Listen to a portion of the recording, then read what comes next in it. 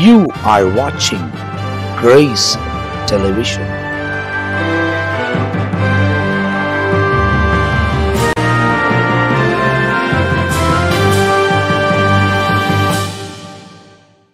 ஆண்டவரும் அருமை இரட்சகராகிய இயேசு கிறிஸ்துவின் நாமத்தினால் உங்கள் யாவருக்கும் எங்களுடைய அன்பின் வாழ்த்துக்களையும் ஸ்தோத்திரங்களையும் நாங்கள் தெரிவித்துக் கொள்கிறோம். தேவனுடைய பெரிதான கிருபையால் நித்திய ஜீவன் என்ற இன்னொரு பகுதியில் உங்களை சந்திப்பதிலே நான் மிகுந்த மகிழ்ச்சி அடைகிறேன். தொடர்ந்து வேத வசனங்களை ஆராய்வதற்கும் வசனத்தின் காரியங்களை அறிவதற்கும் எனக்கு ரொம்ப சந்தோஷமாக இருக்குது. உண்மையிலே சந்தோஷமாக இருக்குது. வசனத்தை வாசிக்க வாசிக்க என் இதயம் களி கூறுகிறது. அப்போது அதுலேயும் பிஷப் ரெவரண்ட் பென்னி ஏசாயாவை கூட உட்காந்து பேசும்போது நிறைய காரியங்களை அவர்கள் தோண்டி தோண்டி எடுத்து கொடுக்கறதுனால நிறைய புத்தகங்களை படிக்கிறாங்க. அதே நேரத்தில் வேதத்தை ஆராய்கிறார்கள். அனுபவம் இருக்கிறது. கர்த்தருடைய பிரசன்னத்தினால தொடர்ந்து தேவ வசனங்களை போதிக்கக்கூடிய ஒரு நல்ல தேவனுடைய ஊழியக்காரர் நம்ம மத்தியில் தொடர்ந்து வந்து அவைகளை போதிக்கிறபடியால் ரொம்ப பிரயோஜனமாக இருக்குது. போன பகுதி நாம் முடிக்கும் போது மார்க் எழுதின சுவிசேஷம் 7ஆம் அதிகாரம் அதில் வந்து நீங்கள் பார்ப்பீங்கன்னா 8ஆம் வசனத்தை குறித்து அவங்க தியானித்தாங்க. அப்போ நாம் இந்த நிகழ்ச்சி போன பகுதி முடிவுக்கு கொண்டு வந்தோம். ஸோ இந்த பகுதியை பார்த்து கொண்டு இருக்கிறவங்க போன பகுதியை நீங்கள் பார்ப்பீங்க அப்படின்னு சொன்னாக்கா அதன் தொடர்ச்சியாக தான் இந்த பகுதி உங்களுக்கு வழங்கப்பட்டு வருகிறது. அதை நீங்கள் அறிந்து கொண்டு அந்த பகுதியும் பாருங்கள், இதையும் பாருங்கள், உங்களுக்கு ரொம்ப ஆசீர்வாதமாக இருக்கும். அப்போ வாரத்துக்கு 2 முறை தான் இந்த நித்திய ஜீவன் நிகழ்ச்சி உங்களுக்கு வழங்கி கொண்டு வருகிறோம். ஏன்னா சுவிசேஷம் என்ற ஒரு நிகழ்ச்சியும் கிரேஸ் டெலிவிஷன் சேனலில் யூடியூப் சேனலில் தொடர்ந்து வழங்கப்படுகிறது. அது வாரத்துக்கு 2 நாளில் அதுவும் உங்களுக்கு வழங்கி கொண்டிருக்கிறோம். மாரநாத்தா என்ற ஒரு நிகழ்ச்சி அதுவும் உங்களுக்கு நேரடி காணலாய் 1 மணி நேரம் திங்கட்கிழமையில் மாலை 7 மணிக்கு வழங்கப்பட்டு வருகிறது. அது இல்லாமல் ஞாயிறில் கொடுக்கக்கூடிய செய்திகள் உங்களுக்கு வெறும் செய்தி மாத்திரம் உங்களுக்கு வந்து சேர்வதற்கு தேவன் உதவி செய்கிறார். நடுவில் நிறைய அனுபவ சாட்சிகள் எல்லாம் உங்களுக்கு வழங்கி கொண்டு வருகிறோம். இவைகளெல்லாம் உங்களுக்கு அறிவிக்கப்படுகிறதுக்கு காரணம் வசனத்தை கேளுங்க, பாருங்கள், தேவன் உங்கள் வாழ்க்கையில் மேன்மையான காரியங்களை செய்வார். அப்போது இன்னைக்கு இந்த வசனத்தை கொண்டு நாம் இந்த நிகழ்ச்சி ஆரம்பிக்க போகிறோம். அன்பு போதகர் அவர்கள் தொடர்ந்து நம்மோடு கூட இருக்கிறாங்க. அவங்களோடு கூட இணைந்து நாம் பேச போகிறோம். ஃபஸ்ட்டாக போன நிகழ்ச்சியில் நம்ம முடிக்கும் போது நிறைய காரியத்தை நீங்கள் பேசிக்கிட்டே வந்தீங்க. எல்லா காரியமும் ரொம்ப முக்கியம் வேதத்தில் இருக்கிறது. அதில் வந்து குறிப்பாக வந்து பவுல பர்னபாசம் போகும்போது அந்த இடத்தில் ஒரு கூட்ட ஜனம் புறக்கணித்ததாகவும் புறஜாதிகள் சந்தோஷத்தோடு கூட ஏற்றுக்கொண்டதாகவும் நித்திய ஜீவனுக்காக நியமிக்கப்பட்ட பேர் எத்தனை பேரோ அவர்கள் விசுவாசித்தார்கள் என்பதை அந்த பகுதியில் சொல்லப்பட்டதை நாம் தியானித்தோம். அப்போ நீங்கள் உடனே என்ன பண்ணீங்க அப்படின்னா மார்க் எழுதின சுவிசேஷம் 7ஆம் அதிகாரம் 8ஆம் வசனத்தை கொண்டு வந்து பேசுனீங்க. அப்போ நம்ம நிறுத்தப்பட்டிருக்கு. அது இப்போ அந்த மார்க் எழுதின சுவிசேஷம் 7ஆம் அதிகாரம் 8ஆம் வசனத்தை வந்து பார்க்கலாம். ஃபர்ஸ்ட் ஆமென். நீங்கள் தேவனுடைய கட்டளையை தள்ளிவிட்டு தேவ கட்டளை என்று சொன்னால் தேவனுடைய வார்த்தை. போன எபிசோட்ல பார்க்கும்போது கூட அவங்க அப்போஸ் நாங்கள் போல அதை தான் சொல்றாங்க, தள்ளினீர்கள். ஆமா, அவங்க தள்ளுனதுனால யூதர் விட்டுட்டு அவர் என்ன பண்ணிட்டாரு, புறஜாதிகளிடத்திலே போய்விட்டார் என்று வசனத்திலே வாசித்தோம். இப்ப எங்க பார்த்தீங்கன்னா தேவனுடைய கட்டளை தள்ளிவிட்டு மனுஷனுடைய பாரம்பரியத்தை கை கொண்டு வருகிறவர்களாய். அப்போ மனுஷனுடைய பாரம்பரியத்தை கை கொள்ளக்கூடிய ஒரு காலத்தில் தான் நம்ம வாழ்ந்து கொண்டிருக்கிறோம். இன்னைக்கு ஆராதனை முறைகளும் சரி, ஆமா, மற்ற எல்லாமே, அதாவது பாரம்பரியம் என்று வந்தா பாஸ்டர் நிறைய காரியத்தை நம்ம அதுலேருந்து தோண்டி எடுக்க முடியும். ஆமா, இன்னைக்கு நம்ம உலக பாரம்பரியத்தை பின்பற்றக்கூடியவர்களாக இருக்கிறோம். இப்போ பாரம்பரியத்தை பின்பற்றதுனால என்ன ஆகுது, வசனத்தை கை கொண்டா நித்திய ஜீவன், பாரம்பரியத்தை பின்பற்றதுனால என்ன ஆகுது. அதே மார்க் 7ஆவது அதிகாரம் 13ஆவது வசனத்தை கொஞ்சம் வாசித்து பாருங்களேன். அங்க ஒரு அதிர்ச்சியான, நீங்கள் போதித்த உங்கள் பாரம்பரியத்தினாலே தேவ வசனத்தை அவமாக்குகிறீர்கள். அப்போ பாரம்பரியத்தை பின்பற்றதுனால என்ன ஆகுதுங்களா, வேத வசனம் அவமாக்கப்படுகிறது. அது ஆங்கிலத்தில் எப்படி சொல்லியிருக்குன்னு தெரியும். Making the word of God of no effect through your tradition which you have handed down and many such things you do. அப்போ பாரம்பரியத்தினால தேவ வசனம் என்ன செய்யப்படுது, அதாவது தள்ளுறீங்க அப்படின்றது அவமாக்கப்படுகிறது. அவமாக்கப்படுகிறது என்பால் தள்ளி விடுகிறீர்கள். அதாவது நீங்க உங்க பாரம்பரியத்துல தேவனுடைய வசனத்தை நிறைவேற்ற மாட்டேன்றீங்க, பாரம்பரியத்தை தான் நிறைவேற்றுறீங்க. ஏன்னா எங்களுக்கு இவங்க எல்லாம் கத்து கொடுத்தாங்க, அவங்க எல்லாம் கத்து கொடுத்தாங்க. யார் கத்து கொடுத்திருந்தாலும் இன்னைக்கு வேத புத்தகம் நம்ம கையில் இருக்குது. அந்த வேத புத்தகத்தின்படி நம்ம நடக்கணும்ன்றத நம்ம சொல்றோம் அவங்களுக்கு. அதாவது இன்னைக்கு வந்து நிறைய பிரசங்கங்களை கேட்பது நல்லது. இன்னைக்கு நாமும் கர்த்தருடைய வார்த்தைகளை கொடுத்து கொண்டிருக்கிறோம், நல்லது. நாமும் இந்த இடத்துல உட்கார்ந்து வேதத்துக்கு புறம்ப நம்ம ஏதாவது பேசினால் அவர்கள் செவி கொடுக்க வேண்டும் என்ற அவசியமே கிடையாது. இல்லை நாமும் அநேக வார்த்தைகளை கேட்கும் போது வேதத்துக்கு புறமான காரியம் தேவையே படாது. வேதத்தில் உள்ள காரியத்தை தான் நாமும் கடைப்பிடிக்க வேண்டும், அவர்களும் கடைப்பிடிக்க வேண்டும். அப்போ இன்னைக்கு எழுதி கொடுக்கப்பட்டிருக்குது. ஒருவேளை வாசிக்க தெரியலன்னு வச்சுங்களேன், ஆடியோ பைபிள் இருக்குது. இப்போ செல்ஃபோன் நம்ம கையில் இருக்குது. 25 வருஷமா இந்த நவீனத்துவத்துக்குள்ளே நம்ம வந்திருக்கிறோம். அப்போ எல்லார் கையிலும், அதாவது சப்பல் தைக்கிறவன்லேருந்து இப்போ பார்த்தீங்கன்னா பிச்சைக்காரன் வைக்கும் செல்ஃபோன் வச்சிருக்கிறாங்க. ஒரு சாட்சியாக நான் சொல்கிறேங்க, என்னுடைய அப்பா அம்மாவுக்கு படிக்க தெரியாது, எழுத தெரியாது. அவங்க பெயர் எழுதணும்னா கூட அவங்க கற்றுக்கிட்டு பெயர் எழுதுவாங்க. அது எழுதி முடிக்கிறதுக்கு ஒரு 5 நிமிஷம் ஆகும். அந்த அளவுக்கு மெதுவாக எழுதுவாங்க. என்னுடைய அம்மாவுக்கு படிக்க தெரியாது. நான் என்ன செய்தேன், ஒரு ஆடியோ பைபிள் அவங்களுக்கு கொடுத்தேன். அதை எப்படி ஆப்ரேட் பண்ணணும்னு மட்டும் சொல்லி கொடுத்தேன். இதை அழுத்தினா வசனம் வரும் அப்படின்ட்டு எல்லாத்தையும் கரெக்டாக சொல்லி கொடுத்தேன். இவங்க டெய்லி அதையே கேட்க கேட்க அந்த வசனம் அவங்களுடைய மனசில் பதிவாயிட்டு அவங்க சாகிறதுக்கு மறிப்பதற்கு முன்பாக அங்கே வசனத்தை நான் சொன்னேன்னா மற்றவங்க எடுத்து படிப்பாங்க. இவங்க பைபிள் இல்லாமைய வசனத்தை சொல்லிடுவாங்க. அந்த அளவுக்கு இருதயத்துக்குள்ளே வசனம் பதிக்கப்பட்டதாய் இருந்தது. அதனால அந்த வசதிகள் எல்லாம் கொடுக்கப்பட்டிருக்கு. அப்போ வசனத்தின் படி நம்ம நடக்க கவனமா இருக்கணும், தவிர பாரம்பரியமா நடக்கக்கூடாது. இப்போ ஒரு பாரம்பரியம் நான் சொல்றேன் கேளுங்க. இயேசு போயிட்டு அந்தந்த இடத்துல, இயேசு உலகத்தில் வந்த போது அவர்கள் நிறைய இடத்துல போய் பிரசங்கித்தார்கள் என்று வேதத்தில் எழுதப்பட்டிருக்கு. அப்போ பிரசங்கிக்கும் போது ஆர்டர் ஆஃப் சர்வீஸ் எங்கன்னா மெயின்டைன் பண்ணாருங்க? ஒன்றும் இல்லை, ஒன்றுமே கிடையாது. பிரசங்கம் பண்ணார், அற்புதங்களை செய்தார். சில இடத்துல பாடலை பாடி அவர்கள் அதுக்கப்புறமா தான் தேவநாமத்தை மகிமைப்படுத்தினார். புரியுதுங்களா? சில பாடல்களை மோசே எழுதின பாடல்கள் எல்லாம் நமக்கு பைபிளில் சொல்லப்பட்டிருக்கு. ஆனால் ஆர்டர் ஆஃப் சர்வீஸ்ன்றது ஒன்றுமே அங்கே இல்லை. அவர் நிறைய சினகாகங்களுக்கு போய் பேசினார். அப்போ அந்த இடத்துல முதல்ல நம்ம பாட்டு பாடணும், அடுத்தது ஆராதனை நடத்தணும், அடுத்தது சங்கீதம் வாசிக்கணும் அப்படின்னு இதெல்லாம் மேன் கொடுத்திருக்கிற, மனுஷர்கள் கொடுத்திருக்கிற ஆர்டர். அப்போ இது மனுஷனுடைய பாரம்பரியங்கள். நான் ஃபாலோ பண்ணுறது வானான்னு சொல்ல வரல. ஆனால் அதுக்கு ரொம்ப முக்கியத்துவம் கொடுத்து இன்னைக்கு வசனத்தை குறைச்சிக்கிட்டாங்க. ஆமாம், உண்மைதான். வசனத்தை குறைச்சி இப்போ 2 மணி நேரம் ஆராதனை அப்படின்னு சொன்னால் வசனம் மிகவும் குறைவாக இருக்குது. பாடல் வர்ஷிப்பெல்லாம் இருக்குது. ஆனால் அது தேவ பிரசனத்துக்குள் கடந்து செல்கிறோம். அது ஆசீர்வாதமாக தான். ஆனால் பாரம்பரியத்தை உள்ள என்ன பண்ணக்கூடாது, கொண்டு வரக்கூடாது என்று வசனத்தில் வாசிக்கிறோம். ஆனால் பவுல் அப்போஸ்தலன் ஒரு முறை ஒரு இடத்துல இப்படியா சொல்றாரு, நான் பாரம்பரியத்தை பின்பற்றினேன் அப்படின்னு. என்னன்னு கேட்டால் கலாத்தியர் 1வது அதிகாரம் 14வது வசனம், என் ஜனத்தாரில் என் வயதுள்ள அநேகரை பார்க்கிலும் யூத மார்க்கத்திலே தேறினவனாய் என் பிதாக்குடைய பாரம்பரிய நியமங்களுக்காக மிகவும் பக்தி வைராக்கியம் உள்ளவனாய் இருந்தேன். என்னவா? பாரம்பரியத்துல பக்தி வைராக்கியம் உள்ளவனாய் இருந்தேன் அப்படின்ட்டு அவர் கலாத்தியருக்கு சொல்லுகிறார். அது மட்டுமல்லாதபடிக்கு கொலோசியர் 2வது அதிகாரம் 8வது வசனத்துல லௌகீக ஞானத்தினாலும் மாயமான தந்திரத்தினாலும் ஒருவனும் உங்களை கொள்ளை கொண்டு போகாதபடிக்கு எச்சரிக்கையாயிருங்கள். அது மனுஷர்களின் பாரம்பரிய நியாயத்தையும் உலக வழிபாடுகளையும் பற்றினதே அல்லாமல் கிறிஸ்துவை பற்றினது அல்ல. ஏன்னா இப்போ நான் சொல்கிறேன், இப்போ இந்த நிகழ்ச்சி அவங்க பார்க்கும்போது நமக்கு இந்த வருஷத்தில் நியமிக்கப்பட்ட அந்த குட் ஃப்ரைடேவும் ஈஸ்டரும் முடிந்திருக்கிறதுக்கு வாய்ப்பு இருக்குது.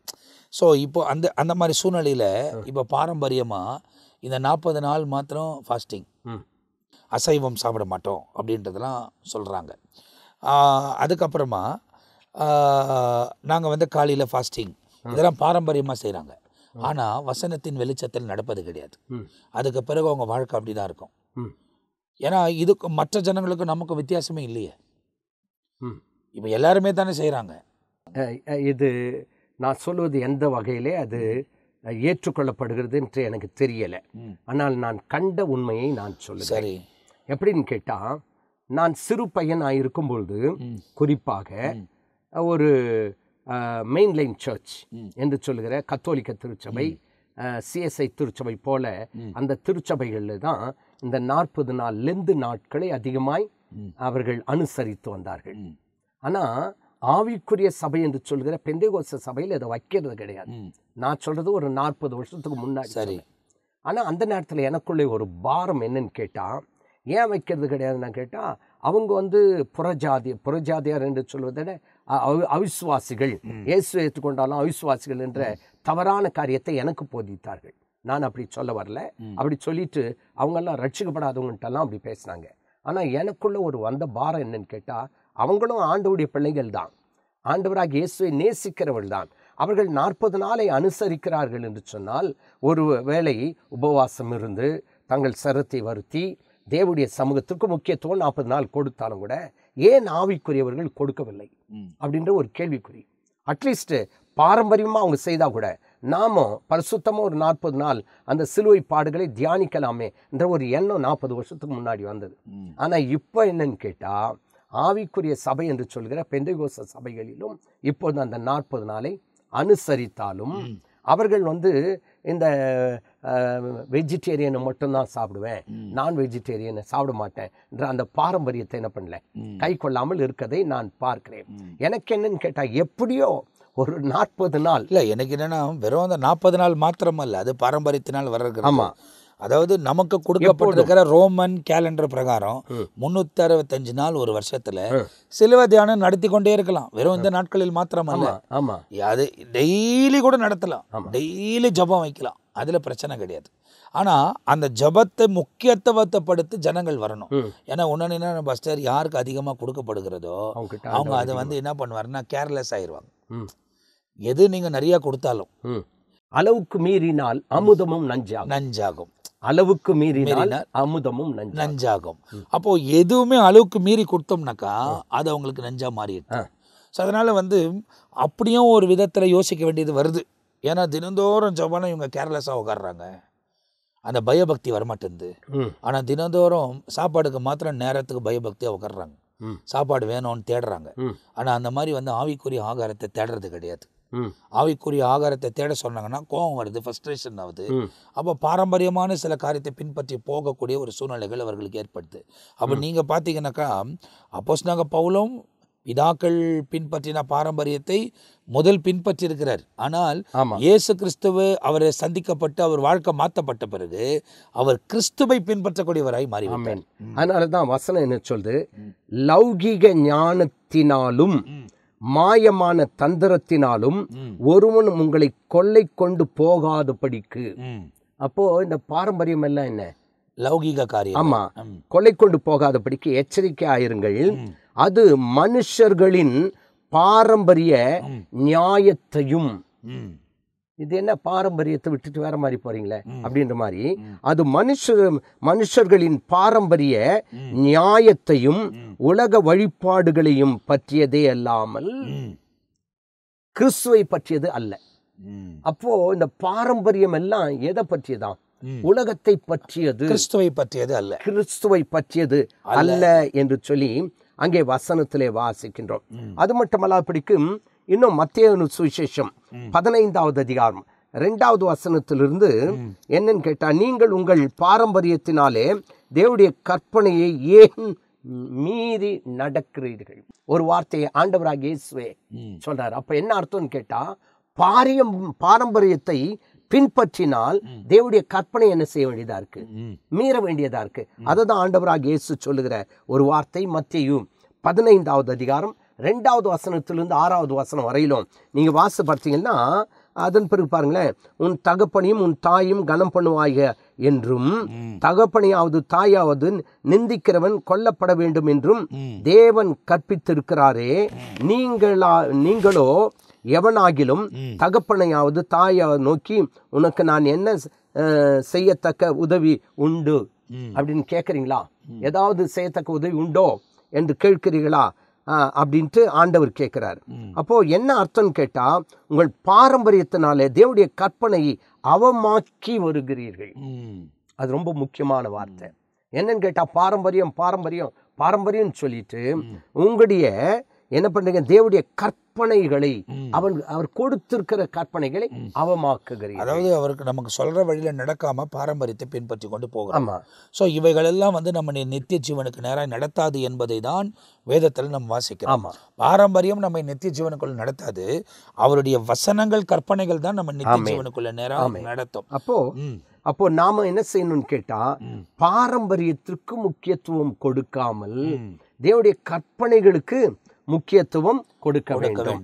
ஆகவேதான் நம் மார்க் சுவிசேஷம் 7வது அதிகாரம் 8வது வசனத்துல தேவனுடைய கட்டளையை என்ன பண்ணிட்டாங்க, அவங்க தள்ளிட்டாங்க. அப்போ முதலாவது ஞானஸ்நானத்தை தள்ளினாங்க. ரெண்டாவது பவுல் பர்னபா அவர்கள் கொடுத்த அந்த வசனத்தை என்ன பண்ணாங்க, தள்ளினாங்க. மூன்றாவதாக பார்க்கும்போது தேவ கட்டளையை தள்ளினார்கள். அது மட்டும் இல்லாம யோவான் 12வது வசனத்தை அதிகாரத்தை எடுத்துக்கொள்ளுங்களேன். இயேசு கிறிஸ்து சொல்லுகிற ஒரு வார்த்தை, யோவான் 12வது அதிகாரம் 48வது வசனம், 47 முதலாவது வாசிக்கலாம். ஒருவன் என் வார்த்தைகளை கேட்டும் விசுவாசியாமல் போனால் அவனை நான் நியாயம் தீர்ப்பதில்லை. நான் உலகத்தை நியாயம் தீர்க்க வராமல் உலகத்தை ரட்சிக்க வந்தேன். ஆனா அங்க ஒரு வார்த்தை இருக்கு பார்த்தீங்களா, நான் நியாயம் தீர்க்கிறது இல்ல. அடுத்த வசனத்துல பாருங்களேன், என்னை தள்ளி என் வார்த்தைகளை ஏற்றுக்கொள்ளாதவனை, என்னை தள்ளி என் வார்த்தைகளை ஏற்றுக்கொள்ளாதவனை நியாயம் தீர்க்கிறதொன்று இருக்கிறது, நான் நியாயம் தீர்க்கிறது ஒன்று இருக்குது. அது அந்த நியாயம் தீர்க்கிறது எதுன்னு கேட்டா, நான் சொன்ன வசனமே அவனை கடைசி நாளில் நியாயம் தீர்க்கும். நியாயம் தீர்க்க வார்த்தைகளை கடைசி நாட்களில் அவனை நியாயம் தீர்க்கும். ஆமா, நான் நியாயம் தீர்க்கிறப்பா, ஆனா நியாயம் தீர்க்கிற ஒண்ணு இருக்கு. அது என்னன்னு கேட்டா, நான் சொன்ன வசனமே என்ன செய்யும், நியாயம் தீர்க்கும். ஆனா அதுல பார்த்தீங்கன்னா, என்னை தள்ளி என் வார்த்தைகளை ஏற்றுக்கொள்ளாதவனை, அப்போ ஆண்டவரையும் தள்ளிட்டாங்க, ஆண்டவருடைய வசனத்தையும் தள்ளிட்டாங்க. இன்றைக்கு உலகம் அப்படிதான் இருக்கு. ஆண்டவராக இயேசுவையும் தள்ளுறாங்க, இயேசுவின் வசனத்தையும் தள்ளி விடுகிறார்கள். இயேசு அப்படின்னு சொன்னா போதும், அப்படி சொல்லுகிறவனை சித்திரவதை பண்ணுகிறார்கள், கொன்று போடுகிறார்கள், அவனை அழிக்க திட்டமிடுகிறார்கள். ஏன் தெரியல, இது எனக்கு ஒரு பெரிய கேள்விக்குறியா இருக்கு. இயேசுன்ற வார்த்தை கேட்டாம அவனுக்கு எரிச்சல் வருது அப்படின்னாக்கா, அது ரட்சிக்கிற வார்த்தை, அது மனம் திரும்புகிற வார்த்தை, அது பாவத்திலிருந்து விடுதலை ஆக்குகிற வார்த்தை, அந்த இயேசுவின் வார்த்தை, அது நித்திய ஜீவனுக்கு கொண்டு போகிற வார்த்தை. அப்போ அந்த வார்த்தையை பிரசங்கிக்கும் போது அநேகருக்கு எரிச்சல் வருது அப்படின்னு சொன்னா, உண்மையாகவே போதகர்களாகிய நாங்கள் ஒரு மனிதன் மனம் திரும்ப வேண்டும் என்ற போதனையை தாம் போதிக்கிறோம் ஒழிய கிறிஸ்தவ மதத்திலே சேர்ப்பது எங்களுடைய வேலை இல்லை. அது தேவன் எங்களுக்கு அந்த கட்டளை கொடுக்கல. ஏன்னு கேட்டா, எல்லாரும் மனம் திரும்பணும்ன்றதுதான் தேவனுடைய சித்தமா இருக்குது. மனம் திரும்புகள், பரலோக ராஜ்யம் சமீபமா இருக்குது என்று சொல்லி யோவானும் பிரசங்கித்தார், இயேசுவும் பிரசங்கித்தார், நாங்களும் பிரசங்கிக்கிறோம். மனம் திரும்புகையான்ட்டு தான் பிரசங்கிருக்கும் ஒழிய வந்து கிறிஸ்தவ மதத்துல சேர்ந்துரு, எங்க சர்ச்சில் சேர்ந்துரு, மெம்பர் ஆயிடுங்க அப்படின்னு சொல்லிட்டு நாங்க கேட்கல. ஆனா இதை சொன்னா எரிச்சல், கோபம், பகை, வைராக்கியம், கொலை செய்கிறார்கள் என்று சொன்னா, அந்த இயேசுவின் வசனத்தின் மேல் உங்களுக்கு என்னையா கோபம்? அந்த இயேசுவின் வசனம் தான் மீட்கிற வசனம். அந்த வசனத்தை ஏற்றுக்கொள்ளணும். அப்போ இப்போ கிறிஸ்தவர்கள் வளர்கிறார்கள் என்ற பொறாமையினாலா அப்படின்னு கேட்டா இல்ல. அந்த பொறாமையினால் நீங்கள் செய்வீர்கள் என்று சொன்னா, நீங்களும் உங்களுடைய வசனத்தை போதிங்க, எது ரட்சிக்கிறது என்று பார்க்கலாம். சவால் ஏன்னு கேட்டா, உலகத்தை மீட்கதான் அவர் இயேசு கிறிஸ்து உலகத்திற்கு வந்தார். அந்த மனிதனுக்கு நித்திய ஜீவனை கொடுக்கதான் வந்தார், பகைக்க வரவில்லை, பிரிவினையை உருவாக்க வரவில்லை. ஆனா இப்ப என்ன பண்ணிட்டாங்க, இயேசுவையும் தள்ளிட்டாங்களாம், அவருடைய வசனத்தையும் என்ன பண்ணிட்டாங்க, தள்ளிட்டாங்க. அதாவது இந்த சம்பவங்கள் எல்லாம் முதல் நூற்றாண்டில் ஏற்பட்டிருக்கிற விஷயம். இப்போ ஒண்ணு புதிதாக ஒண்ணு நடக்கிறது இல்லை. அந்த நாட்களிலும் கொலை செய்தார்கள், இப்ப இந்த நாட்களிலும் கொலை செய்கிறார்கள். அந்த நாட்களிலும் புறக்கணித்தார்கள், இந்த நாட்களிலும் புறக்கணிக்கிறார்கள். அப்போ ஆரம்பத்திலிருந்தே அப்படி வந்தாலும் ஏற்றுக்கொண்டு வசனத்தின்படி நடக்கக்கூடியவர்கள் அந்த நித்திய ஜீவனுக்குள்ள பிரவேசிக்கக்கூடியவர்களை தேவன் மாற்றுகிறார். அதுதான் கிறிஸ்தவர்களாய் வாழ்கிறது பெரிய விஷயம் இல்லை, கிறிஸ்துவுக்குள் வாழ வேண்டும் என்ற அறிவுறுத்தல் தான் நாங்கள் அவங்ககிட்ட தொடர்ந்து சொல்லி கொண்டிருக்கிறோம். காரணம் என்னன்னா, கிறிஸ்தவர்களாய் வாழ்ந்து விடலாம். சாதாரண மனுஷனாக ஒரு சர்ச்சுக்கு போகிறதோ, ஒரு மெம்பர்ஷிப் எடுக்கிறதோ, அங்கே இருக்கிறதோ, அதனுடைய காரியங்களை நாம் செய்வதோ சுலபமான விஷயம். ஆனால் கிறிஸ்துவுக்குள் வாழ வேண்டும், கிறிஸ்து சொன்ன நியமங்களை கை கொள்ள வேண்டும், அவர் போதித்திருக்கிற வசனங்களை கை கொள்ள வேண்டும். தனிப்பட்ட முறையிலும் சரி, குடும்ப வாழ்க்கையிலும் சரி, வெளிய உலகத்திலும் சரி, சபைக்குழுவும் சரி, வசனத்தின்படி நம்ம நடந்து முன்னேறி கடந்து போனால்தான் அவருக்கு முன்னே நிற்க முடியும் என்று வேதம் நமக்கு சொல்லுகிறது. ஆமென்.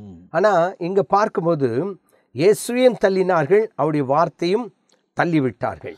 அப்போ அப்படி தள்ளி விடும்போது அவர்களுக்கு நித்திய ஜீவன் கிடைக்காது. ரெண்டாவது இன்னொரு சந்தேகம் கூட எனக்கு. இப்போ இயேசுவின் வார்த்தையை சொல்லும்போது அதை தள்ளிவிட்டு சொல்லுகிறவர்களை உபத்திரப்படுத்துறதுனால இவனுக்கு என்ன லாபம்? ஆனா கிறிஸ்துவுக்காக பாடு அனுபவிக்கும் போது அதனுடைய பலனை கர்த்தர் என்ன பண்றாரு? கொடுக்கிறார். அதுதான் சொன்னேன். இப்போ கொஞ்சம் பார்த்தீங்கன்னா போன மாசத்துல அந்த ஆந்திரா பகுதியில் அந்த பிரவீன் பிரகடாலா அவரை கொலை பண்ணாங்க, இல்லை ஆக்சிடென்ட் ஆயிடுச்சுன்னா அது ஒன்றும் அந்த கேஸ் போய்கிட்டே இருக்கும். அந்த மாதிரி சில காரியங்கள் நடந்துட்டு இருக்கு. ஆனால் உண்மையில் யாரெல்லாம் கிறிஸ்துவுக்காக தன் ஜீவனை ரத்த சாட்சியை மறிக்கிறார்களோ 1000 வருஷ அரசாட்சியில் இரும்பு கோலால் ஆளுகை செய்ய போகிறார்கள். அப்போ அந்த 1000 வருஷ அரசாட்சி இது 70 வருஷம் வாழ்க்கை. ஆமாம். இதில் யாரோ ராஜா, யாரோ பிரசிடென்ட், யாரோ பிரைம் மினிஸ்டர், யாரோ சீஃப் மினிஸ்டர். இது அனித்தியமான உலகம். அது நித்தியமானது. அது 1000 வருஷம், அது 5 வருஷம் இல்லை, 4 வருஷம் இல்லை, 1000 வருஷம் தேவனோட இணைந்து 4 வருஷம் கூட இல்லைங்க தம்பி. அதாவது 2 வருஷத்துல கூட என்ன செய்ய ஆட்சி கலந்து போகும். ஆனா இது அனித்தியமானதா இருக்கிறதுனால, ஆனா நித்தியமான ஆட்சி இருக்கிறதே. உதாரணமாக சொல்ல வேண்டும் என்று சொன்னால், இப்போ இந்த 3வது காரியங்கள் சொன்னோம் இல்லையா? முதலாவது ஆண்டவர் படைத்த உலகம். அதன் பிறகு இந்த நோவாவின் காலத்திலே அழிக்கப்பட்டதுன்னு வசனத்துல வாசம். இப்போ இருக்கிற உலகம் எதுக்காக வைக்கப்பட்டிருக்குங்களா? அக்கினிக்கு இரையாக்கப்பட்டிருக்கு படப்போகிறது சொன்னோம். அந்த இரையாக்கப்பட்ட பிறகு இன்னும் ஒரு சில சம்பவங்கள் நடைபெற போகிறது. குறிப்பாக அதுக்கு இடையில நாம எல்லாரும் ஆட்சி செய்ய போகிறோம். அது எத்தனை வருஷம்? 1000 வருஷம். இப்போ இந்த உலகத்துல ஆட்சின்னு சொன்னா 4 அல்லது 5 வருஷம். யாரா இருக்கட்டும், அவர் பிரதமரா இருக்கட்டும் அல்லது அதிபரா இருக்கட்டும், யாரா இருந்தாலும் இதுவரையிலும் உலகத்துல நான் நினைக்கிறேன் 5 வருஷத்துக்கு மேல யாருக்கும் ஆட்சி இல்லைன்னு நினைக்கிறேன். அதாவது 5 வருஷத்துக்கு மேல ஆட்சி இல்லைன்னாக்கா அவங்க திரும்ப எலெக்ஷன் வச்சு அதுல ஜெயிச்சு அவர்கள் திரும்ப வரணும். ஆமா, அதுதான் அதோடைய முறை. ஆனா 5 வருஷம், அமெரிக்காவில் 4 வருஷம், இதுதான் நடந்து கொண்டிருக்கிற விஷயம். ஆனால் யாரெல்லாம் கிறிஸ்துவுக்காக மரிக்கிறார்களோ, யாரெல்லாம் கிறிஸ்துவுக்காக புண்படுத்தப்பட்டு சுவிசேஷம் அறிவிக்கப்படுகிற இடத்துல வாங்கிட்டு அவங்கள கொண்டு போய் கட்டி போட்டு அடிச்சு இல்லை கல் எறிஞ்சி கொல்றாங்களோ, ரத்த சாட்சியா மரிக்கிறாங்களோ, வரப்போகிற 1000 வருஷத்துல இரும்பு கோலால ஆளுகையை தேவன் தருவார். இயேசுவோடு கூட இணைந்து ஆளுகை செய்வார்கள். ஆமென். அப்ப இந்த உலகத்திலே அனித்தியமான இந்த உலகத்திலே 5 வருடம் ஆட்சி செய்யும் போதே அதிகாரத்தின் மேன்மையினாலே கொடூரமாய் ஆட்சி செய்கிற காரியம்தான் இந்த நிலையற்ற உலகம். ஆனா நிலையான உலகத்துல ஒரு ஆட்சி முதலாவது வரப்போகிறது. அது என்ன ஆட்சின்னு கேட்டா 1000 வருஷம். கற்பனை பண்ணி பாருங்க. இப்போ அருமையான ஊழியக்காரர் சொன்னது போல இந்த உலகத்துல 70 வருஷம் 80 வருஷம் தான் நாம இருப்போம். ஆனா ஆட்சி செய்வதே எத்தனை வருஷம்? 1000 வருஷம். அதுல இடையில மரணம் கிடையாது. அந்த 1000 வருஷம் நம்ம ஆட்சி செய்யறது மட்டும் இல்லாம அந்த ஆட்சிக்கு பிறகு ஒரு காரியம் இருக்குது, நித்தியமான ஆட்சி. அப்போ இந்த உலகத்துல நாங்க சத்தியத்தை சொல்றதுனால ஒரு 40 வயசுலயோ 50 வயசுலயோ 60 வயசுலயோ அடிக்கலாம், எங்களை கொல்லலாம். ஆனா இது நிலையற்ற உலகம். இந்த உலகத்தை விட்டுட்டு நாங்க போனா கூட ஒரு நாள் வரப்போகிறது. அந்த நாளிலே 40 வருஷமோ 50 வருஷமோ 60 வருஷமோ இல்ல, 1000 வருஷம் அரசாட்சி செய்வோம் இதே பூமியில. அதுவும் இயேசு ராஜாவோடு கூட இணைந்து. ஆமென்.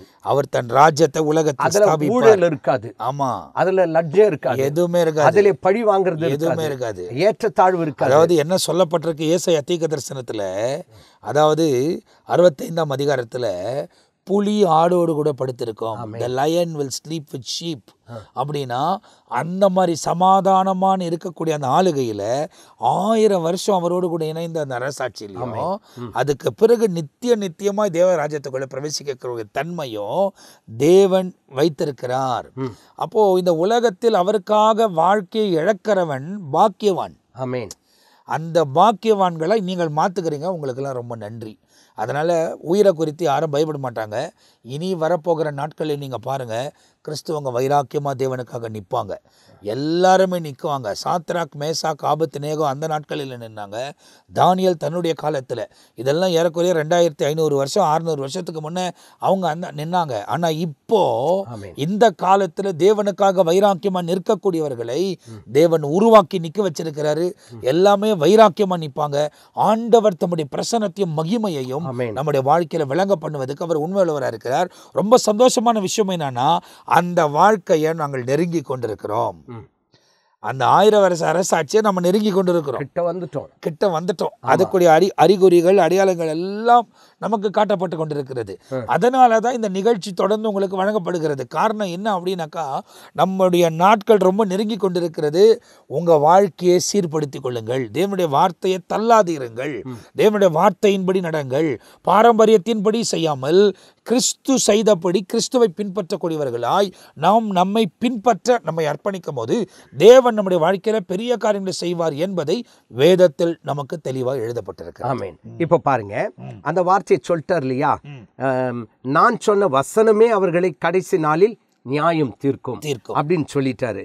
அடுத்த 2 வசனத்தை கொஞ்சம் வாசிங்களேன். அதாவது யோவான் சுவிசேஷம் 12வது அதிகாரத்துல இப்போ அவர் சொல்லி முடிச்சிட்ட பிறகு 49-50வது வசனம். For I have not spoken on my own authority, but the Father who sent me gave me the command what I should say and what I should speak, and I know that this command is everlasting life. Amen. Therefore whatever I speak, just as the Father has told me, so I speak. அப்போ அங்கே அவர் முடிக்கும் போது ஒரு வார்த்தை சொல்றார் பார்த்தீங்களா, அவருடைய கட்டளை நித்திய ஜீவனாயிருக்கிறது என்று அறிவேன். அப்போ பேசிட்டு எங்க கொண்டு வந்து முடிக்கிறாருங்க? நித்திய ஜீவன்ல முடிக்கிறாரு. அப்ப என்ன அர்த்தம்? நீ கேட்டால் நித்திய ஜீவன் உண்டு. ஆமென். ஆனா நீ என்ன பண்ற? தள்ளிடுற. என்னை தள்ளி என் வார்த்தைகளை ஏற்றுக்கொள்ளாதவனை என்ன செய்யும்? ஒன்று நியாயம் தீர்க்கும். அது என்னன்னு கேட்டா, நான் சொன்ன வார்த்தை என்ன பண்ணும்? நியாயம் தீர்க்கும். நான் சுயமாய் பேசவில்லை, நான் பேச வேண்டியது இன்னது என்று உபதேசிக்க வேண்டியது என்னது என்றும் என்னை அனுப்பின பிதாவே எனக்கு கட்டளையிட்டார். அப்போ அவர் என்ன சொல்றாரோ அதை தான் நான் சொல்றேன். அப்போ அவருடைய திட்டமும் என்னன்னு கேட்டால் எல்லாருக்கும் நித்திய ஜீவனை கொடுப்பது தான். அவருடைய கட்டளை நித்திய ஜீவனா இருக்குது என்று அறிவேன். அப்போ பிதாவின் சித்தம் குமாரனுடைய சித்தமும் கூட என்னன்னு கேட்டா நித்திய ஜீவன். அப்போ அந்த நித்திய ஜீவனை நமக்கு கொடுக்கிற நாளுக்குள்ளே நாம் என்ன பண்ணிட்டு இருக்கோம்? பிரவேசித்துட்டு இருக்கோம். ஏன்னு கேட்டா, நான் ஒரு பாட்டுக்கு நாட்கள் கொடியதாய் மாறிடுதே, காலத்தை ஆதாயம் செய்திடுவோம் அப்படின்ற அந்த வார்த்தையின்படி அப்போ அவர் சீக்கிரமாய் வரப்போகிறார். வருவதற்குரிய அடையாளங்களில இப்போ நாம் யுத்தம்ன்றோம், பஞ்சங்கள் அப்படின்றோம், கொள்ளை நோய், பூமி அதிர்ச்சின்றோம். ஆனா இன்னும் கூட கடைசி நாள்ல அதிசயங்களை காண்பீர்கள் அப்படின்னு இருக்கு. இப்ப என்னென்ன அதிசயங்களை நாம பார்க்க போகிறோம் என்பதை குறித்து அடுத்த நிகழ்ச்சியில நாம் பார்க்க போகிறோம். காரணம் என்னன்னு கேட்டா, கடைசி நாளில் என்னென்ன சம்பவிக்கும் என்கின்ற காரியங்கள். உதாரணமா சொல்லணும்னா, நீங்க கடந்த சில எபிசோட்ல நீங்க பேசும்போது இந்த சிவப்பு கிடாரி, அப்போ 2000 ஆண்டுகளுக்கு இடையில எங்கேயுமே சிவப்பு கிடாரி இல்லை. இப்போ புதுசா சிவப்பு கிடாரி வந்துவிட்டது. கடலில் என்ன மாற்றங்கள் இப்போது நடந்து கொண்டிருக்குது. இதெல்லாம் மனிதர்களுக்கு தெரியாத சில ரகசியமான காரியங்கள், வேதத்திலே சொல்லப்பட்டிருக்க காரியங்கள். அது மட்டுமல்ல, வானத்தின் சத்துவங்கள், பூமி அதிர்ச்சி, இவைகள் நடக்க காரணம் என்ன? இப்போ இங்க நம்ம வாசிக்க கேட்ட அந்த நித்திய ஜீவனுக்குள்ளே நம்மை கொண்டு போய் சேர்ப்பதற்கு முன்பாக என்னென்ன நடக்கும் என்பதை குறித்து அடுத்த நிகழ்ச்சியிலே பார்க்க போகிறோம். ஆனால் இப்போது அவருடைய கட்டளை நித்திய ஜீவனா இருக்குது என்று அறிவேன். அப்ப என்ன கட்டளை? எல்லாரும் வந்து எங்க போறணும்? நித்திய ஜீவனுக்குள்ள வரணும். எல்லாரும் நித்திய ஜீவனை பெற்றுக்கொள்ள வேண்டும் என்பதே தேவனுடைய திட்டமா இருக்குது. அந்த நித்திய ஜீவனுக்குள் பிரவேசிக்க உங்களை ஒப்பு கொடுங்கள், கர்த்தரை ஏற்றுக்கொள்ளுங்கள். அங்க சொல்லப்பட்டிருக்குது, என்னை தள்ளி என் வார்த்தைகளை ஏற்றுக்கொள்ளாதவன் அப்படின்னு. அப்போ இயேசுவையும் தள்ளுறாங்க, அவருடைய வார்த்தையும் தள்ளுறாங்க. இன்னைக்கு ஒரு தீர்மானம் பண்ணுங்க, நான் ஆண்டவருடைய வார்த்தையை நான் ஏற்றுக்கொள்வேன், அவரை நான் தள்ள மாட்டேன் என்று சொல்லி தீர்மானம் செய்வீர்கள் என்று சொன்னால் தேவன் நிச்சயமாய் உங்களுக்கு நித்திய ஜீவனை கொடுக்க உண்மையுள்ளவராயிருக்கிறார். அப்போ இந்த நித்திய ஜீவன் நிகழ்ச்சியில் தொடர்ந்து நிறைய நித்திய ஜீவனை குறித்து நாம் தியானித்து கொண்டே வருகிறோம். கர்த்தருடைய வசனங்களை தள்ளியும் பாரம்பரியத்தை வைத்து கொண்டு அது நிமித்தமாய் தேவனுடைய கட்டளைகளை தள்ளியும் நாம் வாழ்ந்து கொண்டிருப்போமானால் நிச்சயமாக நித்திய ஜீவனுக்குள்ளே பிரவேசிக்கலாகாது. வசனத்தை பின்பற்ற வேண்டும், கிறிஸ்துவை பின்பற்ற வேண்டும், இயேசு கிறிஸ்துவை பின்பற்றணும். அவர் பின்பற்றின எல்லா காரியமும் வேதத்தில் சுவிசேஷத்தில் நமக்கு அறிவிக்கப்பட்டிருக்கிறது, நிருபவங்களால் நிரூபிக்கப்பட்டிருக்கிறது. வெளிப்படுத்தின விசேஷம் என்ற தீர்க்கதரிசன புத்தகத்தினால் ரொம்ப தெளிவாய் அறிவிக்கப்பட்டிருக்கிறது. இரவும் பகலும் இதை தியானித்து அவர் போதனைகளுக்கு செவி கொடுத்து அவர் சொல்லுகிற வழியில் நாம் நடப்போமானால் இறுதியில் நித்திய ஜீவனை சுதந்தரிப்போம். அதுக்கு முன்னே வரக்கூடிய ஆட்டுக்குட்டியின் கல்யாணம், அதுக்கு பிறகு நடக்கப் போகிற 1000 வருஷ அரசாட்சியில் நாம் பங்கு பெற்று அவரோடு கூட நித்தியமாய் வாழப்போகிறோம். ரொம்ப சுவாரஸ்யமாய், அற்புதமாய், ஆசீர்வதிக்கப்பட்ட ஒரு வாழ்க்கை. வசனத்தின்படி நடங்கள். தேவன் உங்கள் வாழ்க்கையில் மேன்மையான காரியங்களை செய்வார்.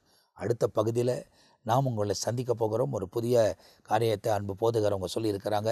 இந்த பகுதியில் நம்ம மத்தியில் அவங்க தன் நேரத்தை ஒதுக்கி வந்தபடியால் ரொம்ப நன்றி பாஸ்டர். தொடர்ந்து அடுத்த பகுதியில் நம்ம அந்த வசனங்களை தியானிக்க போகிறோம். அதுவரை இப்போது உங்ககிட்ட இருந்து விடைபெறுகிறோம். கர்த்தர் உங்களை ஆசீர்வதிப்பாராக. ஆமேன், ஆமேன்.